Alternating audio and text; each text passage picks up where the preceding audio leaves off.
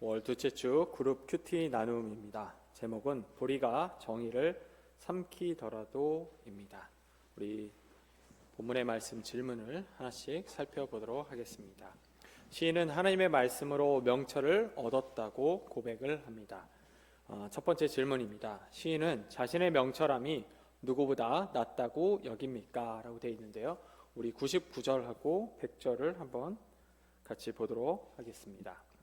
내가 주의 증거들을 늘 읊조림으로 나의 명철함이 나의 모든 스승보다 나으며 주의 법도들을 지킴으로 나의 명철함이 노인보다 나으니이다. 시인은 자신의 명철함을 그 어떤 스승이나 노인보다 낫다고 여기고 있습니다. 이 시가 쓰여질 당시 지혜로운 사람은 학문의 뜻을 두고 어떤 정도의 길을 걸으며 학생들을 가르치는 스승 또는 인생이라고 하는 그 모진 풍파를 온몸으로 다 받아들여 살아낸 노인들을 의미했습니다. 하지만 시인은 이런 스승이나 노인들보다 자신이 더 탁월한 명철을 지녔다고 말하는데 그 근거를 나는 하나님의 말씀을 가지고 있기 때문이다 라고 이야기하고 있습니다. 우리가 이렇게만 이야기하면 얼핏 보면 잘 이해가 되지 않습니다. 근데 여러분 이런 게 있죠. 사람들은 국가를 막론하고 시대를 막론하고 누가 가르치지 않아도 본능적으로 지켜야 할 질서를 발견합니다. 자, 예를 들어서 제가 동물의 왕국을 보니까 늙은 사자는 생존을 위해서 새끼 사자를 먹는 경우가 있습니다. 근데 사람은 특별한 경우를 제외하고서는 사람을 먹지 않죠.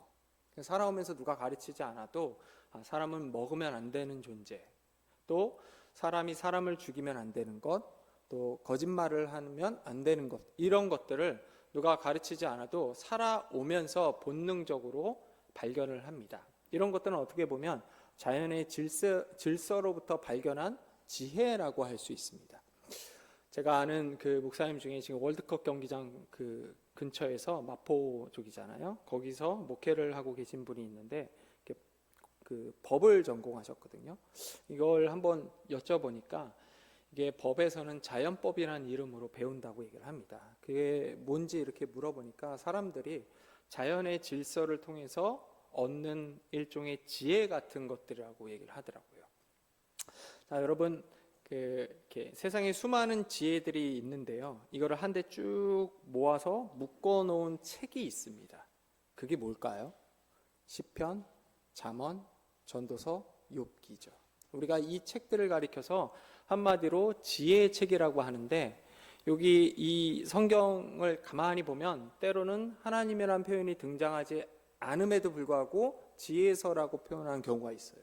왜 그러냐면 세상에 있는 지혜들을 한데 쭉 묶어 놓은 책이기 때문에 그래요. 시인은 지금 이 책을 자기가 갖고 있다고 얘기를 하는 거죠. 그러면서 세상에 수많은 사람들이 자기의 삶을 통해서 발견한 그 지혜보다도 이 지혜가 훨씬 더 탁월한데 여기에는 실수가 있지만 여기에는 실수가 없는 하나님의 말씀 때문이다 라고 하기 때문입니다. 그래서 첫 번째 질문에서 시인은 자기 어떤 스승이나 노인보다 명철하다 한 그 이유를 하나님의 말씀에 두고 있다고 할 수 있습니다. 우리 두 번째 질문 한번 보겠습니다. 시인이 모든 거짓 행위를 미워하게 된 까닭은 무엇입니까? 101절과 104절인데요. 한번 같이 읽도록 하겠습니다. 내가 주의 말씀을 지키려고 발을 금하여 모든 악한 길로 가지 아니하였사오며 4절입니다. 주의 법도들로 말미암아 내가 명철하게 되었으므로 모든 거짓 행위를 미워하나이다. 시인이 모든 거짓 행위를 미워한 까닭, 여기에 대해서 오늘 본문의 말씀은 하나님의 말씀을 지키기 위해서 하나님의 법도들로 말미암아 시인이 명철하게 되었다라고 이야기를 하고 있습니다. 사실 우리는 하나님의 말씀을 지키는 삶이 무엇인지 다 알고 있죠. 이렇게 명확하게는 들어오지 않더라도 이렇게 생각하고 이런 마음을 품고 살아가는 것이 하나님의 말씀을 지키는 것이다 라고 우리는 다 알고 있습니다. 예를 들어서 약자를 보호하고 가난한 자들을 향해서 우리가 할 수만 있면 우리가 할 수 있는 선에서 돕고 기도하고, 이것들이 다 예수님이 또 우리가 교회에서 들었던 말씀이기 때문에 이렇게 살아가는 것이 하나님께 가까이 가고 하나님 말씀을 지키는 거라는 거를 우리는 이렇게 명확하진 않아도 다 알고 있습니다. 근데 우리가 이렇게 신앙생활을 하다 보면 어느 순간 이런 생각이 들죠. 근데 내가 이렇게 살아가는 게 맞을까 하면서 이번에는 성경을 좀 쓰기도 하고, 또 특별히 혼자서 계획을 한 상태에서 기도도 하고, 또 때로는 교회 광고가 나와 있는 걸 보면서 이제 성경 공부도 신청을 하고, 또 내 인생에 한 번인데 주님의 제자가 되겠지 하면서 제자 훈련도 받곤 합니다. 그런 과정을 통해서 우리가 자라나죠. 근데 그런 과정을 이제 거치면서도 불구하고 우리가 가끔 이런 생각을 해요. 내가 성경 공부도 했고 또 이렇게 제자 훈련도 받았는데 내가 살아가는 이 삶이 주님 앞에 섰을 때 말씀을 지키는 그런 모습이 맞을까? 이런 질문도 또 들 때가 있어요. 제가 한번 이야기한 적이 있는데 통합 측의 장로교회들은 그 예전 예배 순서에 그 사제의 기도라는 것을 집어넣습니다. 사제의 기도는 이런 거예요. 예배를 인도하는 목회자가 강단에서 예배를 인도하면서 우리 이 시간 한 주 동안 저질렀던 죄를 고백하도록 하겠습니다 라고 선포를 하면 그 시간 다 이렇게 일어나서 주님 제가 한 주 동안 이런 죄를 저질렀습니다 라고 하면서 고백을 해요. 이게 우리 교회 같은 경우에는 이렇게 보면 그런 생각이 드는 거죠. 첫 번째로는 우리가 어린아이도 아닌데 굳이 그걸 집어넣어서 이렇게 해야 될까? 또 때로는 약간 인위적인데 우리는 이렇게 인위적인 것을 지향하지 않습니까? 이렇게 좀 멀리 하잖아요. 그래서 이건 아닌 것 같은데 라는 생각이 들면서도 동시에 그러면 우리는 어떻게 내 삶을 하나님 앞에 내려놓으면서 내가 잘 말씀을 따라 살아온 것을 알 수 있지? 라는 질문을 하게 됐거든요. 그때 우리가 대답해야 되는 그 예배 순서의 항목 가운데 하나가 사도신경입니다. 여러분 사도신경이 앞에 있죠. 앞부분에 존재해요. 처음에 하나님을 찬양하면서 하나님께서 우리가 부르는 그 부름에 응답하면서 우리가 나아갑니다. 우리 예배 순서가 그렇게 되죠. 그리고 바로 우리가 어떻게 합니까? 전능하사 천지를 만드신 하나님 아버지를 누가? 내가 믿사오며 고백을 해요. 내가 주의 말씀을 따라서 좌로나 우로나 치우치지 않으려고 세상에서 부단히 몸부림치면서 살아오면 이 자리에 앉았을 때 누가 시키지 않아도 사도신경이라는 그 고백을 할 때 누가 시키지 않아도 흐느끼게 돼 있어요. 주님, 천지를 만드신 그 주님을 내가 믿는데 지난 한 주를 볼 때에 내가 잘 살았는지 하면서 이렇게 고백하는 게 우리 개혁파교회 장로교회 성도들이에요. 사제의 기도가 필요 없는 거죠. 내가 주의 말씀을 따라서 부단히 살려고 몸부림치는데 그게 잘 안 되는 거예요. 누가 가리키지 않아도 성령께서 우리를 깨닫게 하심으로 이 자리에 앉으면 주님 이런 나를 받아주시겠습니까? 그 고백이 나오는 거죠. 그래서 예배를 인도하는 목회자들은 가끔 사도신경을 고백하다가 멈칫합니다. 왜요?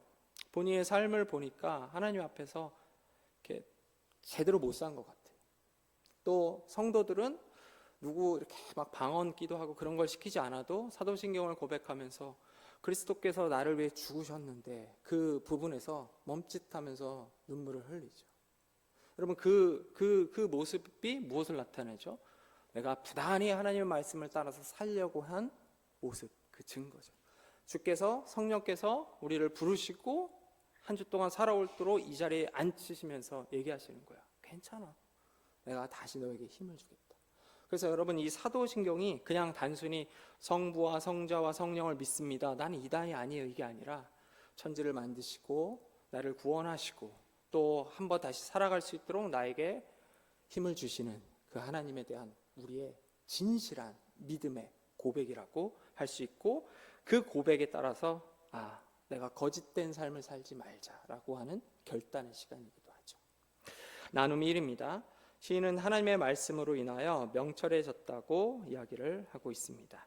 그가 말하는 명철은 성공하고 부유하게 되는 것과는 거리가 멉니다. 오히려 모든 악한 길, 또 모든 거짓 행위를 싫어하고 거부할 수 있는 올곧음이라고 할 수 있죠. 하나님의 말씀이 내게 심어준 명철함은 무엇입니까? 우리 두 번째도 한번 계속 살펴보도록 하겠습니다. 두 번째, 시인은 어두운 세상 속에서 하나님의 말씀만이 길을 비추는 빛임을 노래하고 있습니다. 우리 첫 번째와 두 번째 질문을 같이 살펴보도록 하겠습니다. 첫 번째 질문입니다. 시인은 하나님의 말씀을 무엇으로 비유합니까? 105절인데요. 제가 한번 읽어보겠습니다. 주의 말씀은 내 발의 등이요 내 길의 빛이니이다. 두 번째 질문, 하나님의 말씀에 따라 살려는 시인은 지금 어떤 상황 가운데 있습니까? 우리 107절과 109절은 한번 같이 읽겠습니다. 107절 먼저 읽습니다. 나의 고난이 매우 심하오니 여호와여 주의 말씀대로 나를 살아나게 하소서. 9절입니다. 나의 생명이 항상 위기에 있사오나 나는 주의 법을 잊지 아니하나이다. 첫 번째 질문, 시인은 하나님의 말씀을 무엇으로 비유합니까? 등과 빛으로 비유하고 있죠. 두 번째 질문, 하나님의 말씀에 따라 살려는 시인은 지금 어떤 상황에 있습니까? 고난과 위기에 있다고 할 수 있습니다. 제가 말씀을 준비하면서 어릴 때 시골에 갔던 기억이 떠올랐습니다. 저희 아버지 고향이 진해거든요.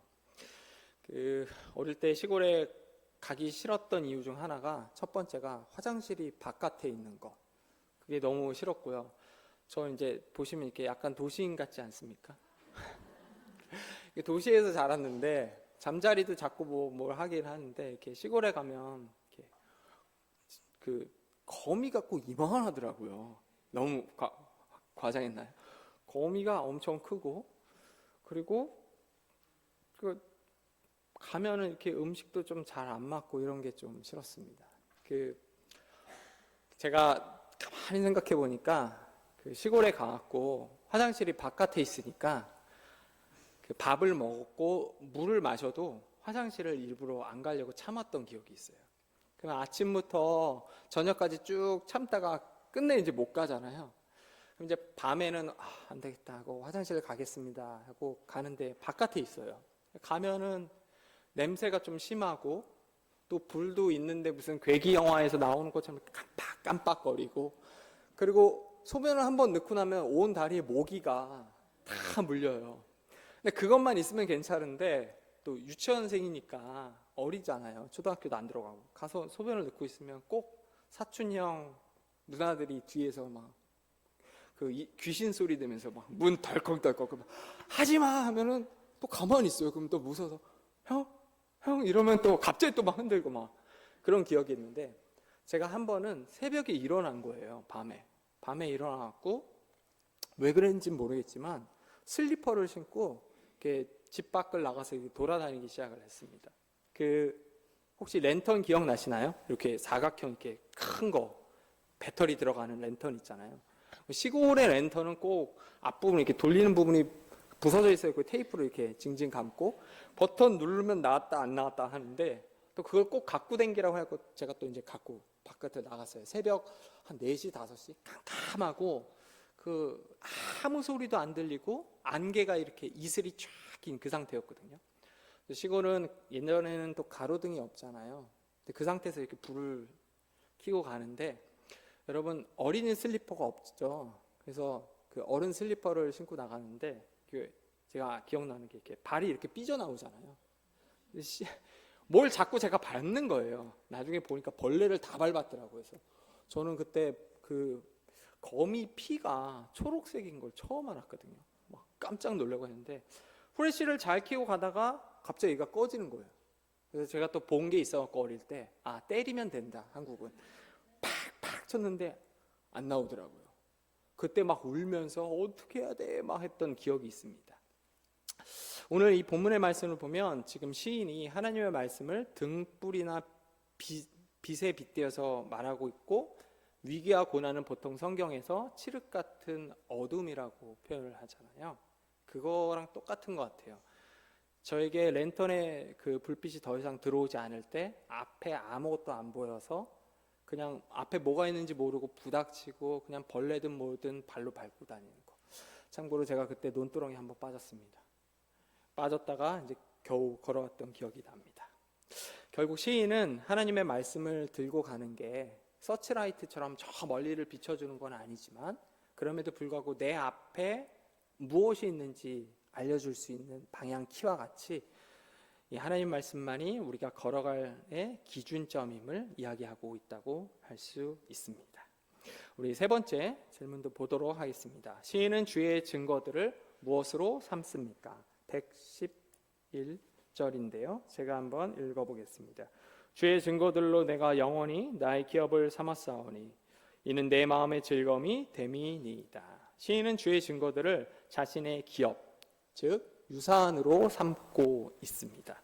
여기서 기업은 보통 유산이라고 생각하시면 될 것 같아요. 이 본문에 방금 읽었던 이 본문에 나타난 주의 증거라는 것은 하나님의 법이나 계명을 나타냅니다. 예를 들어 십계명과 같은 율법을 생각하시면 될 것 같습니다.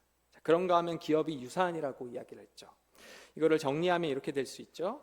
시인은 하나님의 율법을 두고 이것을 자신의 유산으로 삼겠다고 이야기하는 것.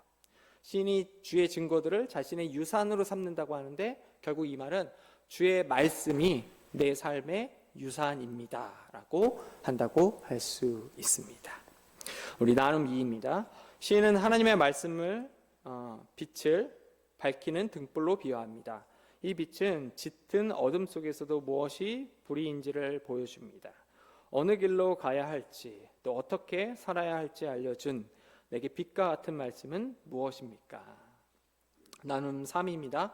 시인은 악인들이 쳐놓은 덫 앞에 있습니다. 자칫하면 깊은 구렁 속에 빠질지도 모릅니다. 시인은 감춰진 구렁을 환하게 보여줄 말씀에 의존할 뿐입니다. 그것이 가장 현명한 자세죠. 고난과 위기에서 나를 건져준 말씀은 무엇입니까? 라고 되어 있습니다. 제가 말씀을 준비하면서 나눔 3을 읽고 가장 먼저 떠올랐던 그 이야기가 하나 있었습니다. 2001년 대학교 기숙사에서 친구들과 함께 있을 때였습니다. 그때 야식을 못 먹어서 꼭 몰래 배달시켜서 먹었거든요. 그리고 TV가 없어갖고 기숙사에서 친구들하고 제가 막 불평을 많이 했어요. 아니 대학교에 기숙사에 TV가 없어. 그래서 컴퓨터 다음으로 뉴스를 꼭 보곤 했는데 그때 봄쯤에 나왔던 장면 중 하나가 한동대학교 돌아가신 김영길 총장님의 사건이었습니다. 제가 이 사건을 시간이 한참 흘러 다시 한번 이렇게 알게 될 수 있는 기회가 있었는데 그 총장님이 구속될 위기에 있었죠. 실제로 구속이 됐나 아마 그렇게 알고 있는데 그 당시에 사모님이 그 총장님 그 사건이 너무 많이 TV에 나와서 뭐라고 말하기가 참 힘들었다고 합니다. 근데 참 특이한 거는 총장님은 여느 때나 다름없이 집에 와서 밥 줘 하고 밥 먹고 TV 켜고 이렇게 팔베개 베면서 웃으면서 TV를 봤대요. 사모님은 이렇게 속이 타들어가는 거죠. 지금 당장에 구속당할 수도 있는데 이 사람은 이거 왜 이러지? 하고 조심스럽게 한번 물어봤다고 합니다. 학교에 이 사단이 났는데 아무렇지도 않냐고. 근데 그때 총장님이 한 말이 저에게는 아직도 기억나는 믿음의 한 가지 길이기도 합니다. 그때 총장님이 이렇게 대답합니다. 죽었는데 뭘? 당신은 아무렇지도 않아 이 사단이 났는데 죽었는데 뭘? 내가 그리스도와 함께 죽었는데 사람들이 뭐라고 하면서 날 위협하든 뭐하든 다 된 거 아니냐고. 제가 이게 아직도 기억이 납니다.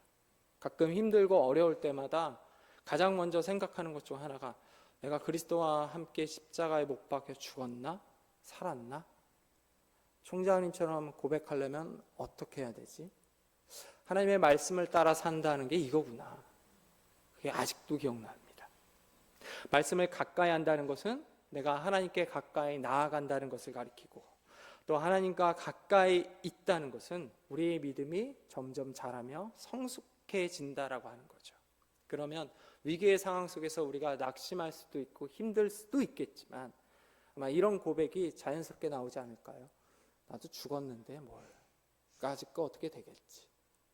이게 여러분 믿음이 아닌가 하고 이게 하나님의 말씀을 따라가는 신자의 모습이 아닌가 합니다. 오늘 말씀의 결론입니다. 시인은 인생의 모든 지혜와 답을 하나님 말씀 앞에서 찾았습니다. 시인이 스승보다 또 노인보다 더 명철할 수 있었던 이유, 또 어둠 속에서도 길을 잃지 않을 수 있었던 이유, 또 고난 속에서도 평안을 찾고 그 상태에 머물 수 있던 이유가 뭔가 봤더니 하나님의 말씀을 자신의 인생의 등불로 삼아 또 유산으로 삼아 걸어가려고 했기 때문이라고 할 수 있습니다. 여러분, 이 사실들을, 이 주님의 말씀을 기억하면서 주님, 한 주 동안 주의 말씀이 내 삶의 등불이 되게 해 주시옵소서 고백하며 한 주 동안 승리하기를 주님의 이름으로 소망합니다.